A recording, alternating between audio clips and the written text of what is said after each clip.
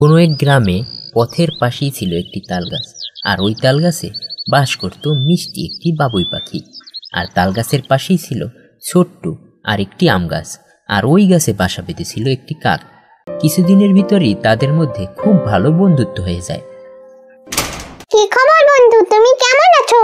এই তো বন্ধু ভালো, তোমার কি খবর? ভালো বন্ধু। এভাবেই তাদের দিন কেটে যাচ্ছিল, কিন্তু কাক সবসময় বাবুই পাখি আকারে ছোট বলে হিংসে করত। একদিন কাক বলল, শোনো বাবুই, একটি খুশির খবর আছে, আমি ডিম পেড়েছি। ও, তা তো খুব ভালো খবর বন্ধু, কিন্তু আমার মনে হয় তোমার বাসাটা আর একটু ভালো করে বোনা উচিত ছিল, কারণ সামনেই বর্ষাকাল আসছে। বর্ষায় তোমার ডিমের না কোনো ক্ষতি হয়। তার মানে কি বাবুই, তুমি কি বুঝাতে চাচ্ছ যে আমি বাসা বুনতে জানি না? না বন্ধু, তা না। তোমায় বন্ধু বলে ডাকি বলে তোমার সীমানা ভুলে যেও না। মনে রেখো, তুমি কিন্তু একটি ছোট্ট পাখি। আমি তোমাকে একটি ঠক্কর দিলে তোমার পাত্তা থাকবে না। দেখো বন্ধু, তুমি আমায় ভুল বুঝো না, আমি তো তোমার ডিমের কথা চিন্তা করি এ কথা বলেছি। আমি তো সব বুঝতে পেরেছি, তুমি ভালোবাসা বুনতে পারো বলেই এরকম বলছো। শোনো, তুমি যতই ভালো বাসা বুনো না কেন, আমি কিন্তু তোমাকে কখনো বলিনি বাসা বুনতে। তাই তুমি ছোট পাখির মতোই থাকো, আমাকে জ্ঞান দিতে এসো না। এই বলে কাক ডিমে তা দিতে চলে গেল, আর বাবুই পাখিও তার বাসায় চলে গেল। দেখতে দেখতে বর্ষাকাল চলে আসলো। একদিন রাতে প্রচণ্ড বর্ষা শুরু হলো। এতটাই বর্ষা শুরু হলো যে কাক কিছুতেই তার ডিম আগলে রাখতে পারছিল না। তা দেখে বাবুই পাখি আর চুপ করে বসে থাকতে পারল না। কাকের কষ্ট দেখে তারও খুবই মায়া হলো। না না, কাক যতই খারাপ ব্যবহার করুক না কেন, এই বিপদের দিনে তাকে সাহায্য করা উচিত, তা না হলে ওর ডিম নষ্ট হয়ে যাবে। কি যে করি, ওই যে দেখা যায় একটা ভাঙা বাসা, যাই ওটা নিয়ে সাহায্য করতে পারি নাকি দেখি।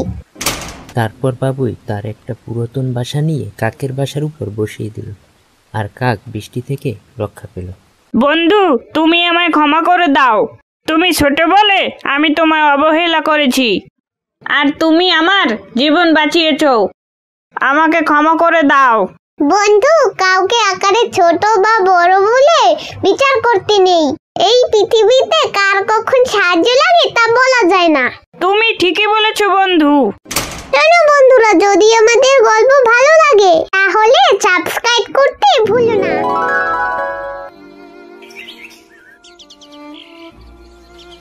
শহর থেকে অনেক দূরে বিশাল বড় একটি জঙ্গলে ফিরিঙ্গি ও তার বউ টুসি বাস করত।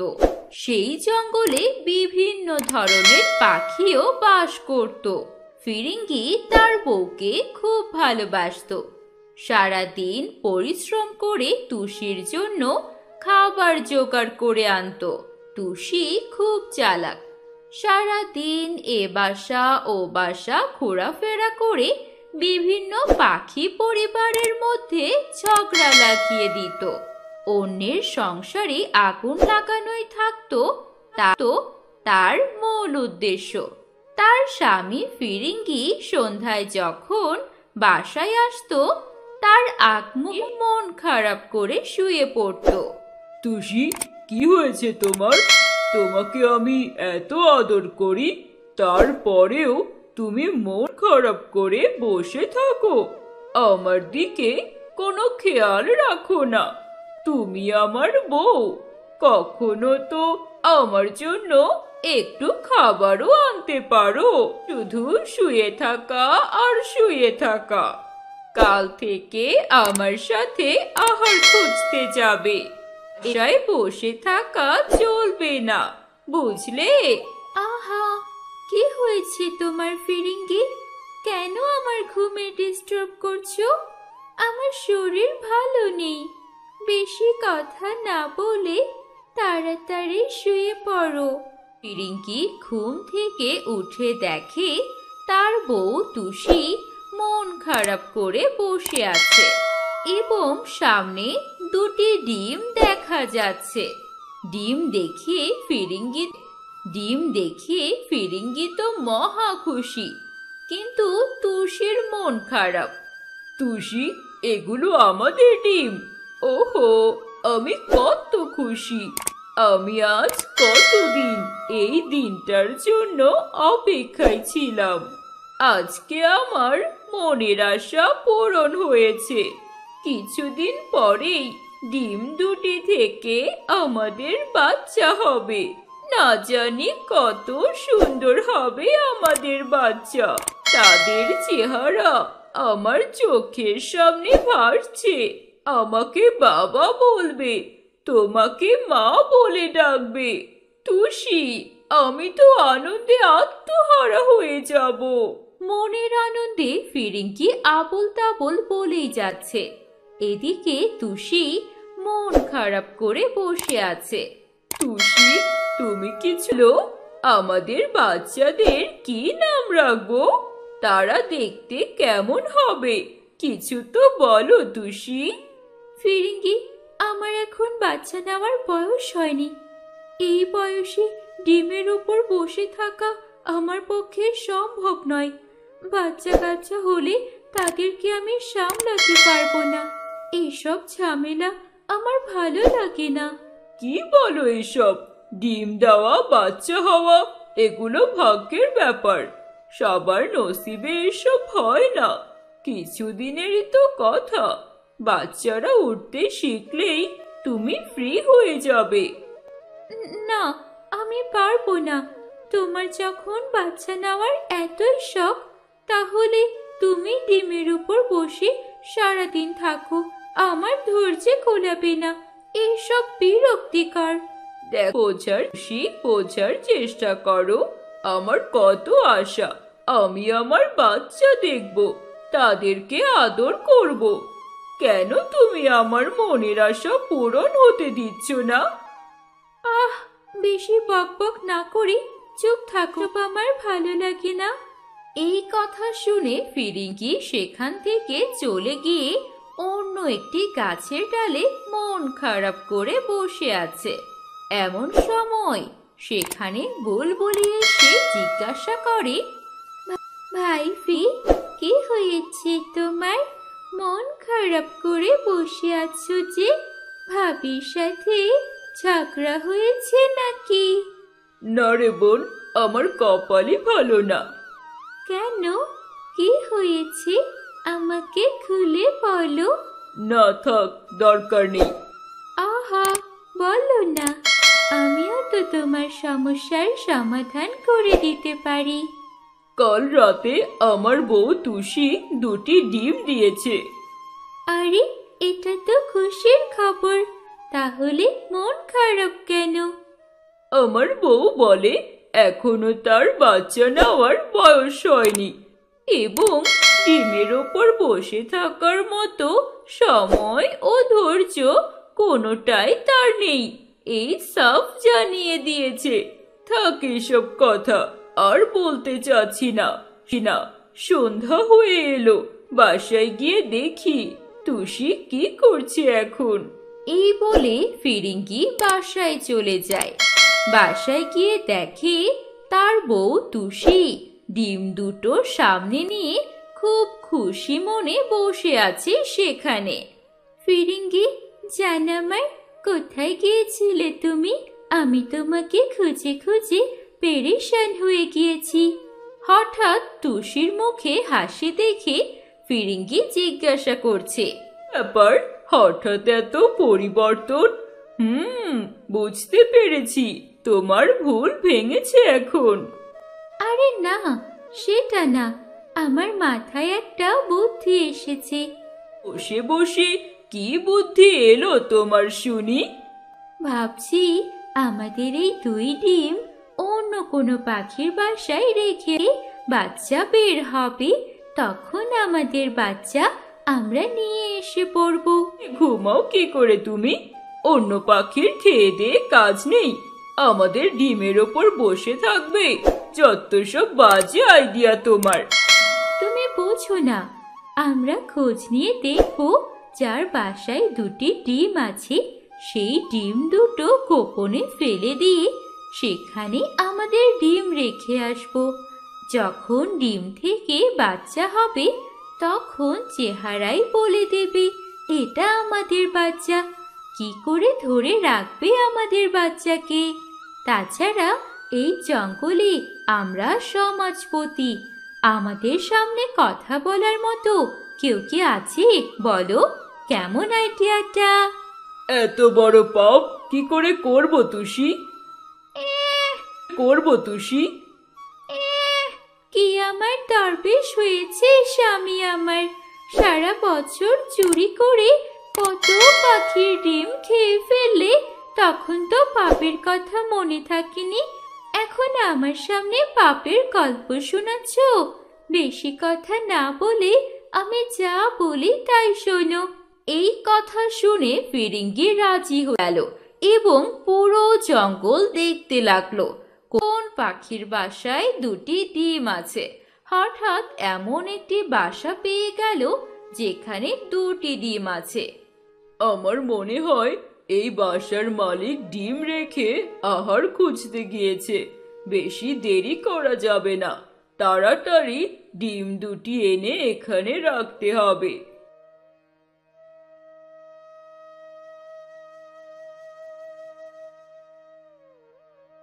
চলো তুষি, একটা বাসা পেয়েছি যেখানে দুটি ডিম আছে। জানি না কার বাসা সেটা।